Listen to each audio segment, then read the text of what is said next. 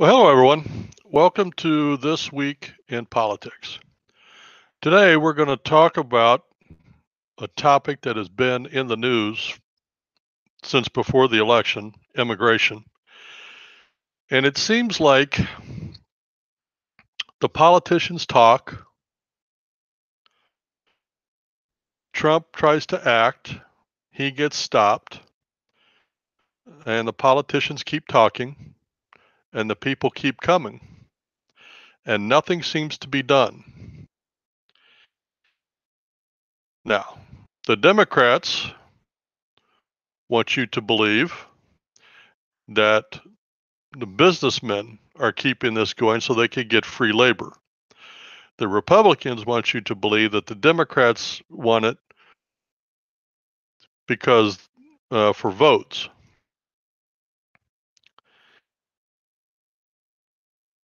So, in other words, both of them are accusing the other one of wanting immigration. So, I sat down and I've done some research and I've looked into the complexities of it, what it means, and what is actually probably going to be done. And there's legal immigration and there's illegal immigration, and that is a distinction that the mainstream media, the Democrats, and just about anybody on the left side of the aisle does not want to acknowledge that. They want to blur that line. So today, I'm going to strongly delineate that line. We're going to talk about illegal immigration first, and then we'll talk about legal immigration. So under the illegal immigration, and just so we can define illegal immigration, that is people that are crossing the border, mostly is what I'm talking about, um, our southern border, but it also applies to our northern border, uh, illegally. And by illegal, that means they do not have a right or permission or any reason to be here other than they want to. And just so we can be off on the right foot, a lot of people say, on the left especially, that God doesn't believe in borders. That's not true. God gave the Jews a border, and uh, it says over and over again how God defended the borders of the Jews, and they had peace on all sides. And that's a phony argument meant to distract. But they are coming into our country without permission, with no other reason than to uh, be here and make money. No permission, no papers, no nothing. Come in here, take a job, find a place to live, and make money and send it home. That's why I mean illegal immigration. Illegal. So, now what are some of the things um, that we can do to stop illegal immigration? Well, to begin with, we could build a wall. I mean, that's going to be a huge, huge starting. Now, before I go any further on what we can do to stop it, let's take a look at. Uh, so let's say that one lady comes across with a couple of kids, and they come into this country illegally, and she manages to get, some lowly job, um, cleaning houses or in a restaurant or a hotel, something like that. Uh, Now, why is this such a big deal? I mean, we as Americans, we have a big economy, we have lots of room. Why is this such a big deal? Why can't we just allow this to happen? Well, so I made a list. Let's go down and take a look at it, okay? For every kid that comes into this country illegally, the United States has to pay for that child to go to school. And what does that cost? The last I heard, it was $80 a day per student. I don't know if that number is still accurate, but that's what it was. So we got to pay for them to go to school. How many kids are there? Well, if there's 12 million in the country, there's probably 8 million kids. So 8 million times $80 a day. You do the math. That's a lot of money. Because these kids are so poor, they get a free lunch from the school. That costs. They get free housing, Section 8. And I want you to think about this, not only how much it cost us, but as an example, with Section 8, there are a certain number of certificates that are available. In our part of the country right here, the last I checked, it was a 1.5 year waiting list for Section 8 housing. For every illegal that gets Section 8 housing, that's one American that is not getting Section 8 housing. We're not taking care of our own. We are letting these illegals come in here and take up stuff that was meant for American citizens. So they get free housing. So if there's 12 million of them here and there's 4 to a family, that's 3 million families. And how many of them are on Section 8? Let's say 1 million. 1 million people or 1 million families times what's the average rent? 1,000? 1 million times 1,000. That's $1 billion a year on Section 8 housing for illegal, just on housing. They get free food stamps. How much do they get? I don't know. Depends on the number of kids, I guess, and the income, but let's say $400 a month. $400 a month times 12 million people. What is that, 48 million? No. 4.8 billion. $4.8 billion. They get a free driver's license. With a driver's license, they can do just about anything. They can rent a car, they can get a house, they can do anything an American can do, and they give them to them for free. Now, that's not nationwide, but it's where all the blue states are, and that's where all the illegals are. So the majority of them are getting a free driver's license. California, Illinois, New York, Washington State, Virginia, Seattle, or Oregon. These driver's licenses. They get free health care. Now, how much does that cost? I don't know. But for everyone, every illegal that is getting health care at the government's expense is money that is not being used by American citizens. If the average cost to go to the emergency room is $1,000 just for a cold or toothache or something, that's $1,000. And if there's 12 million of them, you do the math. 1.2 billion.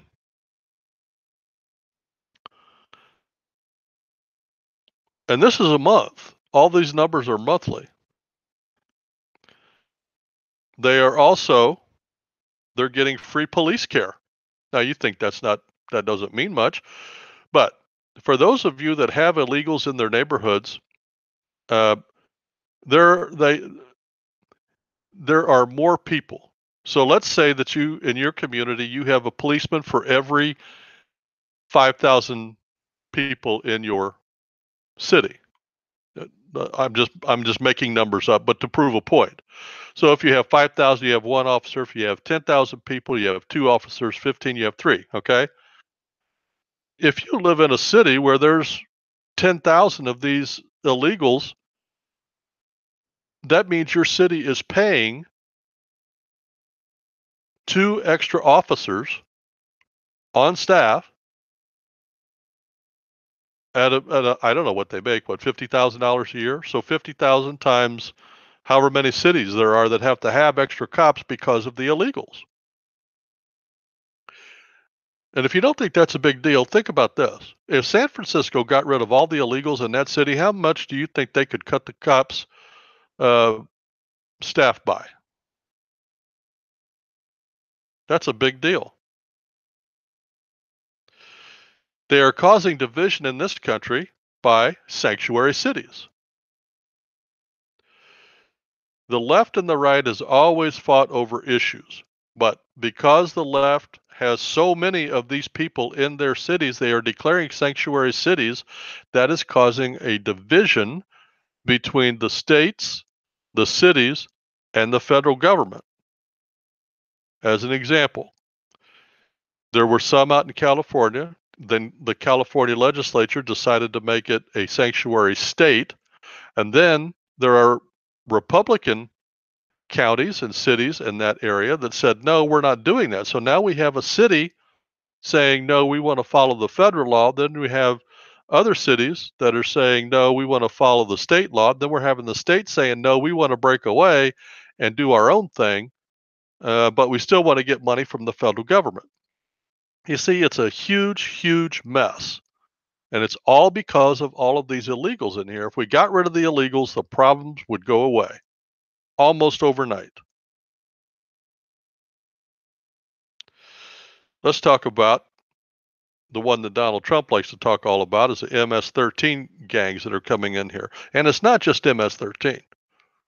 You know, whenever you have a lot of humans, you're going to have a lot of problems. It's not to say they are all bad and criminals.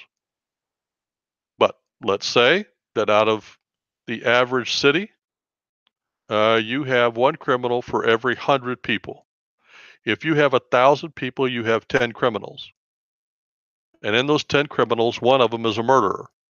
So that means for every 1,000 illegals you have in the city, there's at least one murderer.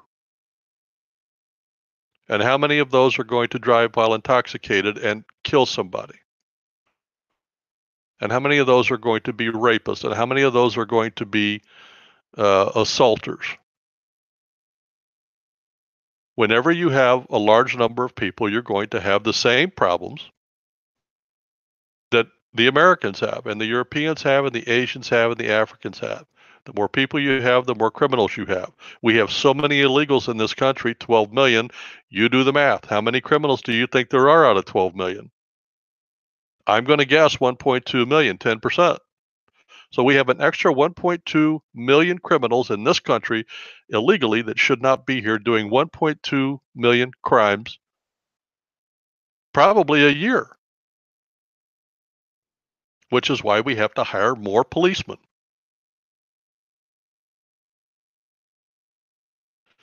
They're also responsible for bringing in more drugs. Again, the more people you have, the more problems you have. The more people you have, the more drugs you have. Also, what about the diseases they're brought in? Legal aliens that are brought in have to go through a health check. They have to go through a financial check. They have to, all of these things are taken to protect the Americans. If they're coming in illegally, we don't know what they've got. How many people would you guess have crossed the border that has AIDS? Well, how many people in the general population have AIDS? I don't know. Let's say 1%. If 1% are HIV positive and there's 12 million, what's 1% of 12 million? 120,000. So that means, statistically speaking, there is 120,000 illegals in this country that are HIV positive that should not even be here. Out of those 120,000 people that are HIV positive, how many people do you think they've transmitted that disease to?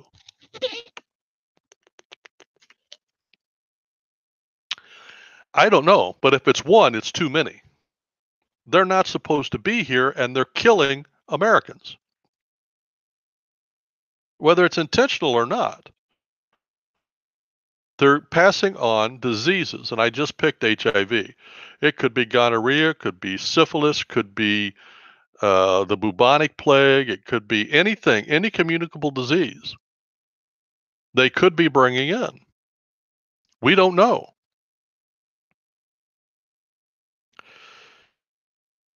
And it's taking jobs from Americans. And here's where we get into that argument I talked about earlier. Some people say Americans won't do the jobs. and other people say, oh, yes, we will if we've ever given a chance. And here's the real deal. Because there's so many of these wages are kept low. Okay? And let's just say restaurant work as an example. If you own a restaurant and you have 1,000 people you can choose from to hire, and 1,000 people, out of those 1,000 people, you need 10. Okay? Do you think out of 1,000 people you'll be able to find 10 that'll work for minimum wage? Absolutely. What if you only had 10 or 20 people to choose from and you needed 10? Do you think you could find 10 then? Maybe, but maybe not. The 20 are Americans.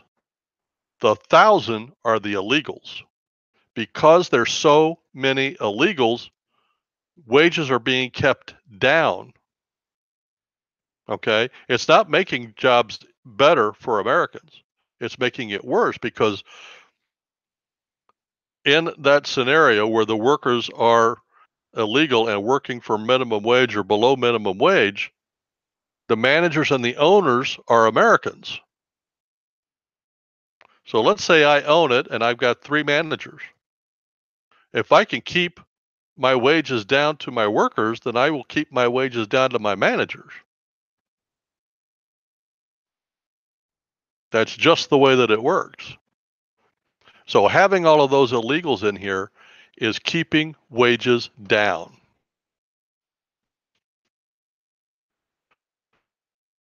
So now we have an idea of the cost and the scope and the magnitude of this problem. It touches every area in our lives. And because the numbers are so big, the problem has gotten so big that we're going to need a big solution. And that is why the wall makes sense. We need a big solution for a big problem. Build the wall. We need to, in addition to that, we need to secure the borders in other ways. Building a wall by itself will probably slow it down but not end it. We need to secure the borders. How do we do that? Well, we start by building the wall, and I say start.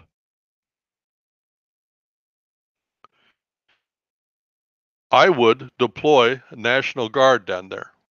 I would put several bases along the border down there, one from each state, or maybe 2, depending on how much area they cover, and I would have them deployed there, and I would have them patrol. Um, but I would use the National Guard, and I'd give them the authority to shoot to kill. I think in addition to that,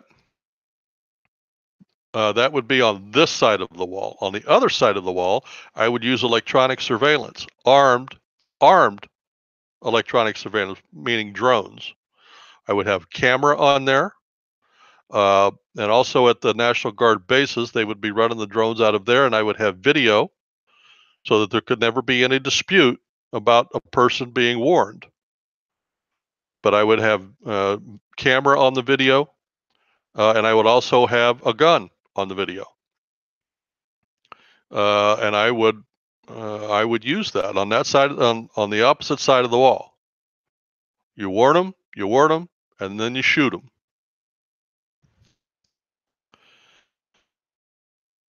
When I built the wall, I would not build it on the border. I would build it a half mile to a mile this side of the wall or of the border. On the other side, in that spare area, that half a mile to a mile, is where I would build road. And that is probably where I would have the National Guard driving their vehicle. I would still keep the Border Patrol, but I'd keep the Border Patrol on our side of the wall, and I'd put the National Guard on their side of the wall, on our land, but on their side of the wall. That way, in order for them to get through, they've got to go through a half a mile or a mile of constantly surveilled with National Guard and electronic drones flying overhead and they got to do that for a half a mile or a mile. Then they got to get over the wall. Then they got to get past the Border Patrol. That is securing your border. Once we secure the border, what can we do legislatively as a country to keep our country and our borders safe and secure? There are a lot. We need to first acknowledge that illegal aliens in this country have no constitutional rights. They do not have a right to a speedy trial. They do not have the right of freedom of speech. They do not have the right to anything. They have no rights. They are not Americans. They are not of this country. They are in this country illegally. They have no rights. We need to acknowledge that and make that very well known. We need to get rid of immigration attorneys. And I don't mean just the ones at the borders. I mean nationwide. That needs to be gotten rid of. If we get rid of the attorneys, there will be no roadblocks, phony roadblocks thrown up in court.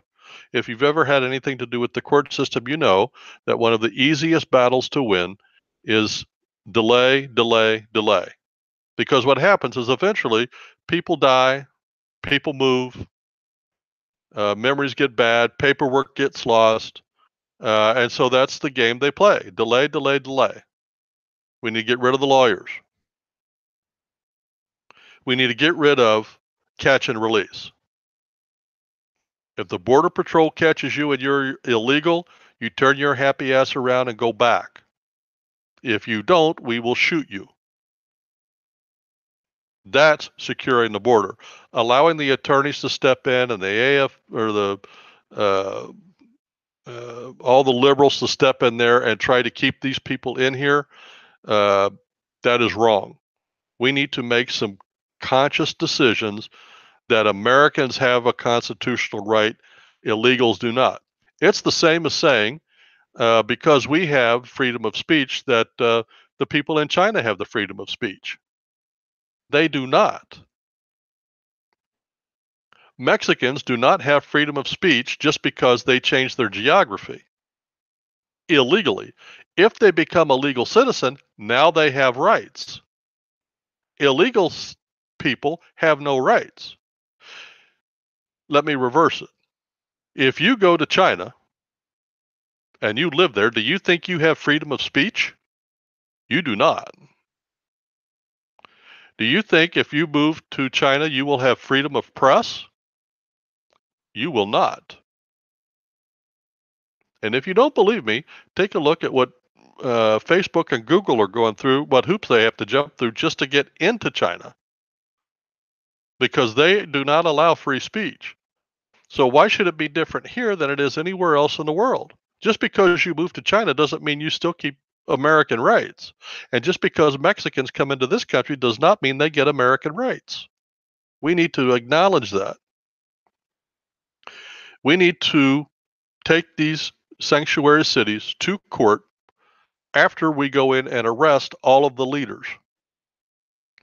As an example, in California, every legislature who voted for that needs to be arrested and put into jail along with the mayor or the governor because he signed the legislation. They are in defiance of national government. They are in defiance of federal law. They need to be taken to jail. They need to be gotten in court.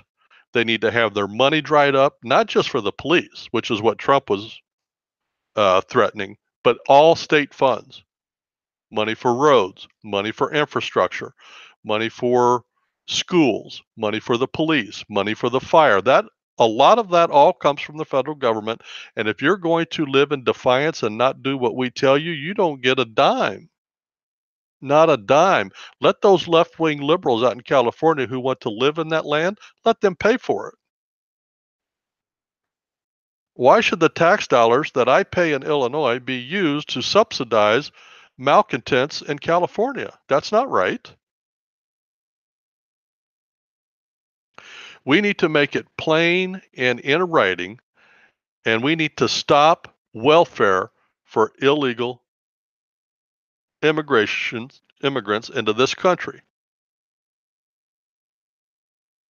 We need to end that. No food stamps, no money, no Section 8, none of that. We need to dry up the money. If there's no money here, they will stop coming. But as long as we're going to give them all that money and free housing and free food and free school and free medical and free this and free that, why wouldn't you? If they offered me that in another country that I couldn't get in my country, I would probably go do that too. We need to dry that up.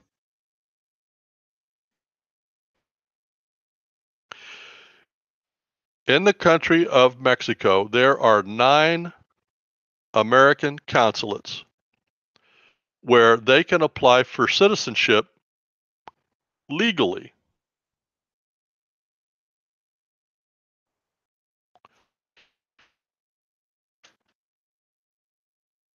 We need to stop allowing these people to come to the border to be told they can't be here. Then they ask for refugee status, and immediately that's the new gig they use. We need to dry that up. Get rid of the attorneys. Get rid of any. They have no right to any legal action at all. They are not American citizens. They have no rights. How this has all gotten way out of hand because of the liberals. The liberals want to get rid of the border. Okay, it's a whole political ideology. No borders, worldwide government, worldwide economy. That's what the leftists all want. So they're starting with this border. Once they break down this border and they're successful in doing it, we cease to be a country and we're easier to take over. We're easier to control, easier to manipulate. We have to shut that border down. We need to publicize in Mexico the legal and right way to get citizenship, and that is to go to one of the 9 available American consulates down there and apply for legal immigration status. It's easy to do, and it doesn't take that long.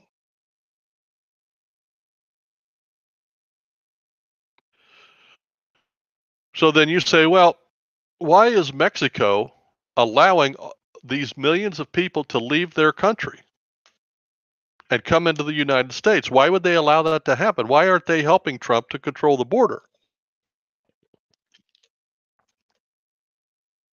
Here's the answer. Well, the answer is there are several reasons, but here's the big one.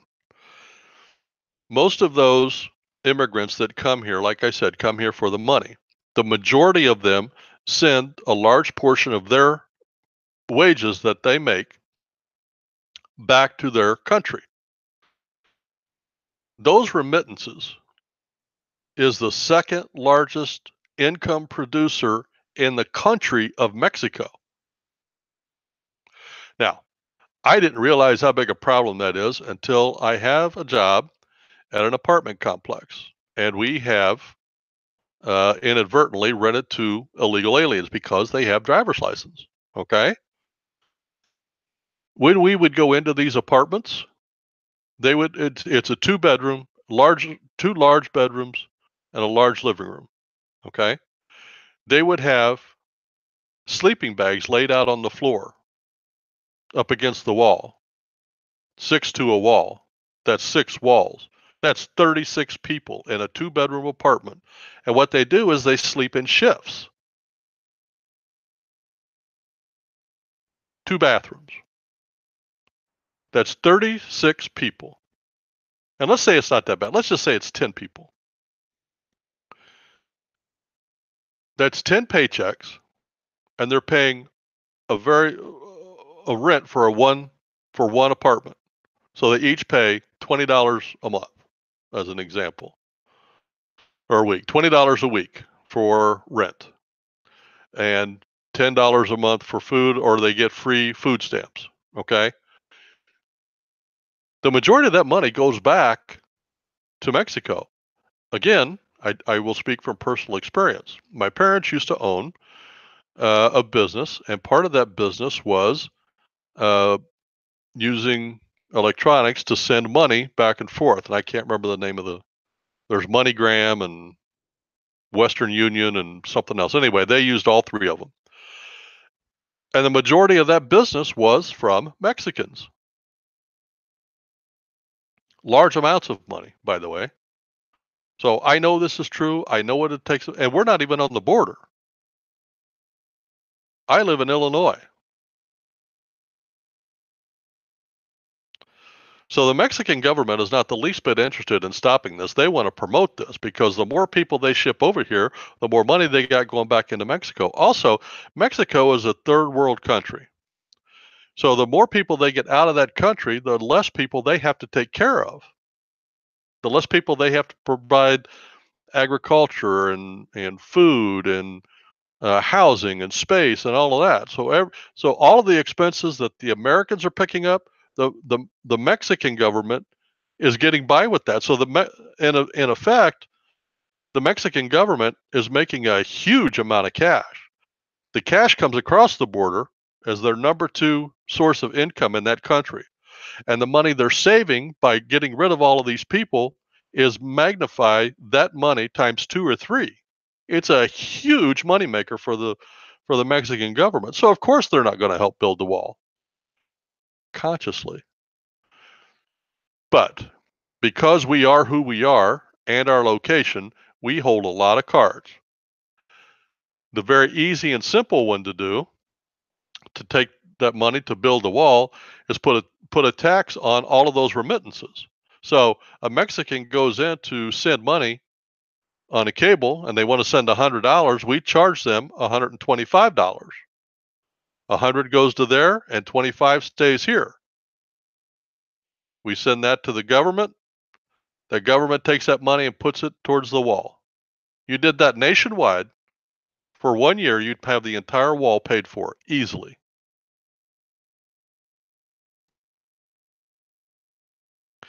Okay, let's talk about legal immigration. Now, there are some of these things that are absolutely unbelievable to me. As an example, chain migration. I don't know if you've heard this phrase, but it got its name because there's a chain. Every chain there's another hoop, and you can make a larger chain by adding more loops to it. So what a chain migration is this: a person comes to this country legally. Okay, now they have brothers and sisters and aunts and uncles and cousins and grandmas and grandpas, and so because of chain migration, their legal one here can receive another immigrant in. Now, the average for Mexicans that are here legally is they bring in 6 additional people into their house. Okay? 6 people.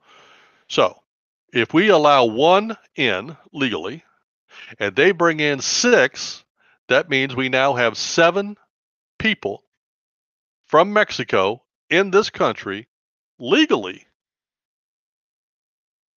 And there's no limit on that. They can bring in as many as they want legally, as long as they're related. That is the dumbest thing I've ever heard. If I were a Middle Eastern terrorist, I would find a person who has a sparkling record and I would get them to get into this country legally. And then I would use chain migration and I would claim all of my terrorist buddies are related to him. Okay, so you need fake paperwork. Isn't that what terrorists do? Easy peasy. Who knows how many we've let in? Who knows how many more we're going to allow in? And it's all from chain migration. This is the dumbest idea I have ever heard of in my life. We have no control over it. We have no limits on it. We will eventually have a member of every family on the face of the earth in this country if we don't stop this. Another part of the legal immigration problem is called lottery migration. And here's what it is. Here's what the concept was. Let's say that there's 160, or just for easy numbers, let's say 200 countries on the planet. Okay. And at the end of the year, we have represented 20 of them. So that means there's 180 countries that we have no representatives or very few representatives in our migration mix. So what do? We send to the government of those 180 countries and say, hey, we've got 20 spots open for you. Why don't you send us 20 people that would like to come to America, and we'll put their names in a hat and we'll draw out 20 people from your country. And you do that for 180 countries. No background check, no nothing. It's just a lottery system. You throw their names in a hat, boom, pull them out. Congratulations, you're an American. Dumbest system ever. Ever. Lottery migration is dumber than chain migration. At least with chain migration, you can see the logic in it. The lottery migration is just the dumbest thing I've ever heard of. Now, the left will say it's to so we could be diversified. I don't want to be diversified. I want to be Americans. I think we should have legal immigration to this country. I think we should. We are a melting pot, and we should be encouraging that. But we got to get it control. We don't control chain migration. We can't control lottery migration. Another thing that we need to do, not just in Mexico, but in every country on the planet, wherever we have an embassy, we need to publicize the proper and legal way to get accepted into the United States as an immigrant, a legal immigrant. I would imagine that some of the people coming across the border from Mexico don't know that there's a legal way to do it, or they may think that coming across the border is legal. I don't know, but I know that we need to publicize it so that there is no question. We also need to get rid of, or we need to get E-Verify, electronically verified employment. For every applicant that comes into a business, we need to electronically verify that they have legal status in this country to be here and to work. Now, we used to have to sign, I used to be an employer, and for everyone that came in, you had to get a copy of a driver's license, which illegals now are able to get, and then they had to sign a piece of paper saying that I am a legal resident in this country, and so they signed it. That did nothing.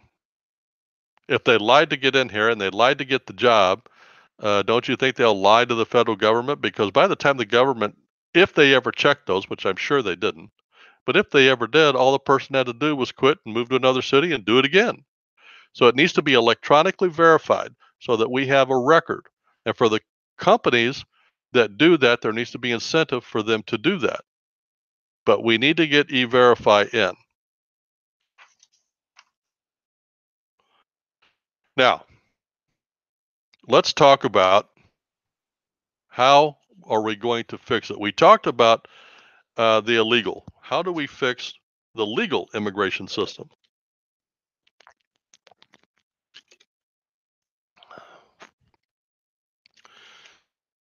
Well, to begin with, we need to change the way that we do legal immigration in this country to have some guidelines so we can gain some control over it.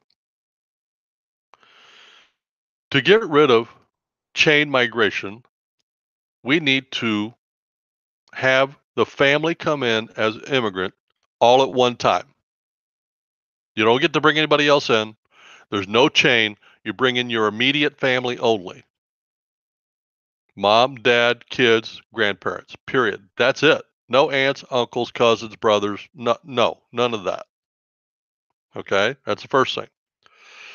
Secondly, you need to qualify to come into this country. And by qualification, we mean, do you have a marketable skill that we need in this country? As an example, the American Medical Association limits the numbers of doctors that they produce in this country every year. They do that to keep the salaries high, keep the supply down, and that is, they will tell you they don't, but they do. They control the numbers. So what are we doing? We're allowing immigrants from mostly India to come into this country with their medical degrees, nothing from our country, but from their country medical degrees, and allowing them to work in our hospitals. So the AMA, because there's more doctors, now they have to cut down the number on American doctors being produced every year because of the legal ones coming in. And I don't know if you've been to a medical facility lately, but the number of Indian doctors in this country is astounding to me. You tell me it's not affecting an occupation, it's affecting the medical profession for sure. So if we had a control on it, we would simply start limiting the number of doctors that come in. Now, what do we need in this country? I don't know. I'm not the head of the government, but I know that we don't need more doctors. Do we need more lawyers? I don't think so. Do we need more accountants? I don't know. Do we need more tech people? I don't know. But you need to have a marketable skill in this country to get into this country. We also need to legislate that you get nothing from this government. You get no welfare, no Section 8, no food stamps, no small business loans, nothing. You get nothing from this government. And lastly, you need to have X amount of money to come into this country. Now, for students that come into this country, their parents have to have X amount of money for them to get here.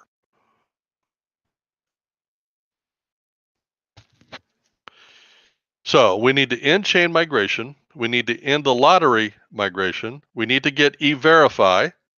We need to build the wall. And as Donald Trump said, we need to ship all the illegals the hell out of this country. I am for every bit of that. By the National Guard. Now, the left is going to paint it to sound like, what are we, in Nazi Germany rounding them up for the death camps? No. We are going to get these people and put their happy butts on a bus and ship them back to their country of origin. If you are here illegally, you are here illegally. We don't want you here. We want you back in your country, and you can do it legally. So that we, as an American country, as a sovereign nation, that we have control on who is in this country and who is not. With an open border, there's no control. None. All they got to do is get by some thinly armed, highly watched and regulated guards at the border on a very porous border. All you got to do is get by that. You buy that, you're in. You're good. That is not how a sovereign nation acts. Look at Germany. Look at Spain. Look at England. These countries have been overrun by illegal immigrants. And they don't want them. A lot of these countries don't want them, but because they joined the EU, they have been forced to do that. That's one of the main reasons England got out of the EU, or is in the process of getting out, because they have lost control over their borders. The same is happening here, only it's not being done legally, it's being done illegally, and nobody is standing up to stop that. We need to control our borders. Now, once we get them out of here and we get the wall done, we get this legislation done, now we can sit down and have a logical conversation about what qualifies, what doesn't qualify, how many we want in, how many, all of that conversation can happen. But before that can happen and have any logical impact or sense to it, we got to get them all out of here and start fresh. That means build a wall, legislate them, ship them out, guard the border. Once those things are accomplished, now we can have a logical conversation. Right now, you're trying to talk about, the DACA kids and how do we deal with that is spitting in the wind. Spitting in the wind. All right, so that is my rant for the week. When I end these programs, I like to talk about current events simply as a video record of the events going on in our country and in our world, so that the left does not misconstrue the timing of things or what's going on. So this week, the Supreme Court, by a 5-4 vote, voted to allow states to charge sales tax on sales over the internet. Now, I got to tell you, for me personally, I'm not crazy about that. I do not like that because that's one of the benefits of shopping online, is no sales tax. But from a logical and legal and what is right standpoint, I support that, and here's why. As a conservative, I believe the states need more power and the national needs less power. By allowing the states to make the decision to charge or not to charge sales tax, allow the states to have the choices to collect and spend and budget for sales tax in that state is the right thing to do. It should not be for the federal government to legislate or not legislate whether sales tax is charged on the internet. That ought to be per state. And giving the power to the states to make that decision, in my opinion, is the right. And that's the way the Constitution is written. That's the way it should be done. Also this week, the Trump administration proposes government reorganization to streamline and cut expenses and cut jobs. And the big one, and I think that's a great idea, by the way. He's probably not going to go far enough, but I agree. And the big one he proposed, the two biggest departments, was labor and education. I have said all along, Department of Education should not be in a federal government. That should be, at the highest level, should be a state office, and logically and constitutionally and practically speaking should be a local issue. But he wants to take labor and education and form them into one department. Also, since Trump has taken office, he had a hiring freeze on. And because of that, there has been 23,000 jobs have gone so far. Now, that does not mean that as soon as he lifts that, 23,000 people are going to get a job. No, that means these jobs are gone. That's great. You take 23,000 people times the salary, 100,000. That's $2.3 million a year we save just on salaries, or 23 million.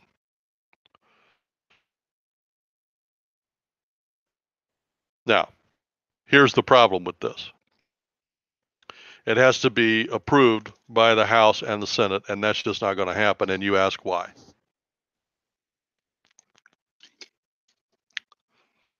Because the Department of Labor and the Department of Education is known as part of the swamp. The majority of people in the House and Senate are members of the swamp. The swamp will not vote to make the swamp smaller. It's just never going to happen. It's the right thing to do. It's the right idea, and it needs to be done. But the swamp is not going to do that. They are not going to vote to hurt themselves. That's just not going to happen. But this week was the week that Trump proposed that, and I think it's a great idea. Also, this week continues this stupid fake news story about the kids being locked up on the Mexican border, and I wasn't even going to mention this because it's a fake news story perpetuated by the left and the media. This has been kids and families have been detained on the border since at least the Clinton administration. He passed the original bill. I got a copy of it on my Facebook feed if you want to go over there and check it out. It was passed and signed into law by Clinton. They're taking Trump pictures taken in past administration, trying to blame it all on Trump. So Trump allowed that to go on for a couple of weeks, and then he issued an executive order to stop it in the press. Now they don't want to stop it, and here's why. Because if they stop it, you obviously cannot keep kids in an adult prison. And they were going to prison because they were criminals. So now what we're going to do is if we can't lock up the kids, then we're going to take the kids and the criminals and ship them back to where they came from. And now the press realized that Trump outsmarted them. That's what's the good part that came out of this. So that's the news events that happened this week. Now I want to mention just one more thing. This program and all the programs that we do are sponsored and financed and provided by the Prayer Box Ministry. Well, by God, actually, but through the Prayer Box Ministry. And we invite you to go over and take a look at our website. It's prayerboxministry.org. We're also on iTunes. Go over to iTunes and check out our podcast over there on iTunes. And we're getting ready to add a couple of more features to the web page. One of them is a page dedicated to This Week in Politics, where we're going to take our programs, our video programs, and put them over there. Now, all of these, most of these programs are not going to be, and there's going to be a lot of videos on our website or on our website that are not material that's not available anywhere else on the internet. But this program will be there. Then we videotape our Bible study class also every week, and there will be a page dedicated to that. We're in the process of doing that, so be patient. But go over there and check us out. It's prayerboxministry.org. Well, that's about the program for this week. You have a blessed week. I look forward to next week when we can sit down and talk about this week in politics.